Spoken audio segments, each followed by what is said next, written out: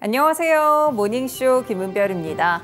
간밤 뉴욕 증시는 하락으로 거래를 마쳤습니다. 사실 지난주에 이어서 이번 주까지는 소비에 대한 부분들이 상당히 크게 주목을 받았는데요. 지난주에 있었던 블랙 프라이데이에 이어서 이전 간밤에 있었던 사이버 먼데이까지 전반적으로 소비가 나쁘지 않은 모습을 기록했습니다. 특히나 온라인을 중심으로 한 낙관적인 전망들이 큰 폭으로 나왔는데요. 이런 가운데 이 시장에서는 이번 주에 발표될 PCE 물가지수라든지 오펙 플러스 회의를 함께 주시하고 있는 모습이었습니다. 과연 국내 시장에서는 어떤 연결고리로 작용될지 모닝쇼 오늘도 함께 분석해 보도록 하겠습니다. 네, 먼저 간밤에 있었던 소식들부터 보시죠. 네, 보시면요. 일단 미국의 10월 신규 주택 판매 건수가 발표가 됐는데요. 일단 전월 대비 5.6% 감소하면서 연율 67만 9천 채를 기록하게 됐습니다. 월스트리트 저널이 집계했던 전문가 예상치는 4.5% 전월 대비 감소하는 것이었기 때문에 이보다 큰 폭의 이 감소세가 나왔다고 체크를 해보실 수 있을 것 같은데요. 10월의 신규 주택 판매는 전년 동월 대비로는 17.7% 오히려 증가한 모습을 기록하기도 했습니다. 전년 동월 대비해서는 일단 증가를 했지만 전월 대비해서는 둔화되는 모습이 한 번 더 나와줬는데요. 신규 주택 판매 중간 가격은 40만 9,300달러를 기록하게 되면서 직전 월이었던 41만 8,800달러보다 약간 내렸고요. 결국에 평균 판매 가격은 48만 7,000달러 정도로 집계됐다는 점 살펴보실 수 있겠습니다. 10월 말 기준으로 봤을 때 계절 조정 기준의 신규 주택 판매 재고 추정치는 43만 9천 채를 나타냈는데요. 현재 판매 속도를 고려했을 때 7.8개월 정도의 공급 물량이라는 점 체크해 보실 수 있겠습니다.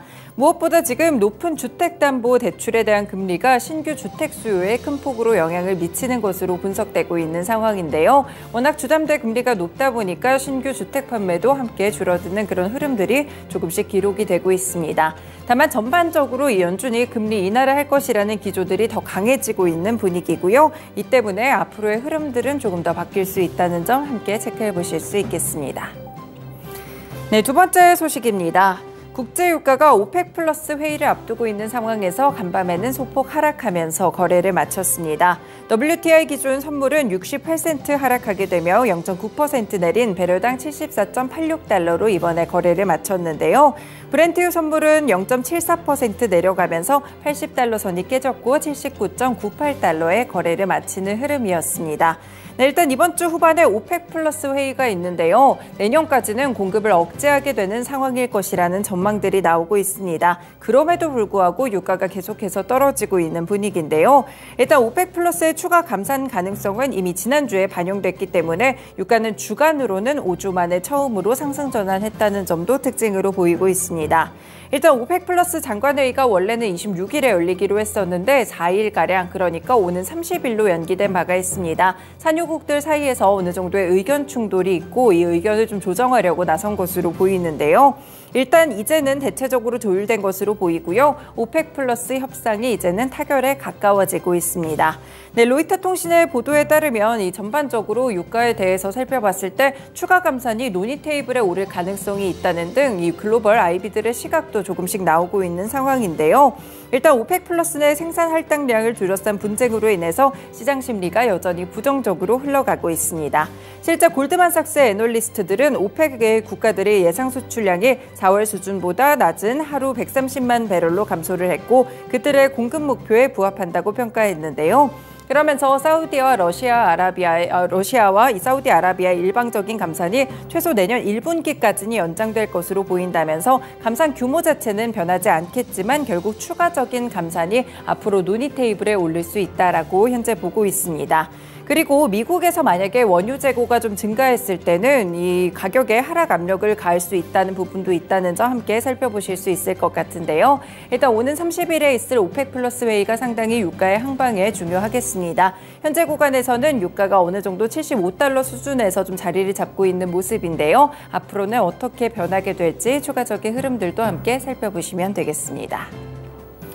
네, 마지막 소식 보시죠. 이스라엘과 팔레스타인 무장정파 하마스가 일시적인 휴전을 하기로 했었는데 이를 조금 더 연장하기로 했습니다. 외신들의 보도를 통해서 전해지고 있는데요. 양측의 휴전, 인질 석방 협상을 중재해온 카타르 외무부의 마지드 알 안사리 대변인은 X를 통해 가자 지구의 인도적 휴전을 이틀간 연장하는 데 합의가 이뤄졌다라고 말했습니다.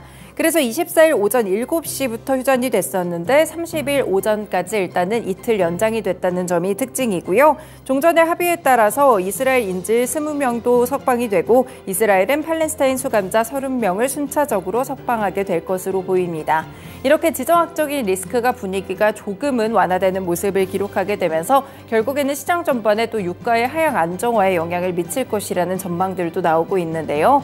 그렇기 때문에 국제 정세와 관련된 소식들도 함께 체크해 보실 필요가 있겠습니다. 네, 이렇게 간밤에 있었던 소식들 3가지 함께 전해드렸습니다. 모닝쇼 본격적으로 출발합니다.